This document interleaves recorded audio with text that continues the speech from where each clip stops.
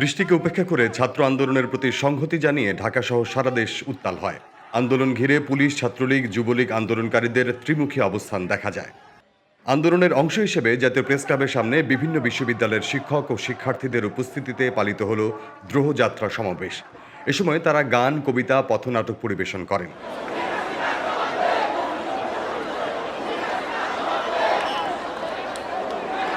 দিতে থাকেন সরকার বিরোধী নানা স্লোগান।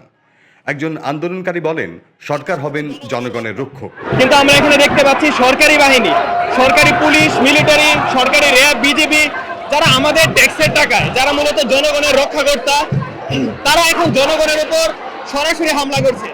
যে বুলেট আমাদের কর দিয়ে কেনা হয়েছিল, যে বুলেট আমরা আশা করেছি বহিঃশক্তির আক্রমণ থেকে দেশকে রক্ষা করার জন্য যে বুলেট ব্যবহৃত হবে, সেই বুলেট এখন ব্যবহৃত হচ্ছে বাংলার আমাদের জনগণের উপর, আমাদের ছাত্রদের উপর। শুক্রবার জাতীয় প্রেস ক্লাবের সামনে দুপুর 2:30টা থেকে জড়ো হতে থাকেন তারা। পরবর্তীতে তারা গিটার, ঢোল বাজিয়ে গান পরিবেশন করেন। জনতার বৃষ্টি নামের পথনাটকও পরিবেশন করেন তারা। নানা প্রতিবাদী স্লোগান সহ বিভিন্ন মন্তব্য করেন তারা।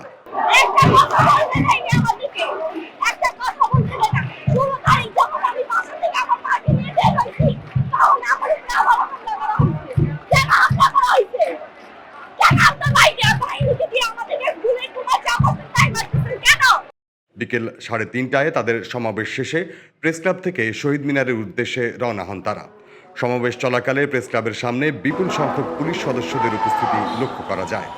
এদিকে ছাত্র আন্দোলনের প্রতি সংহতি জানিয়ে শিক্ষার্থী জনতার সম্মিলিত উদ্যোগে জনসমুদ্রে পরিণত হয়েছে কেন্দ্রীয় শহীদ মিনার প্রাঙ্গণ। শুক্রবার বিকেল 3:30টার দিকে দ্রোহযাত্রার ব্যানারে বিক্ষোভ মিছিল নিয়ে শিক্ষক, শিক্ষার্থী ও বিভিন্ন শ্রেণী পেশার মানুষ শহীদ মিনারে জড়ো হন।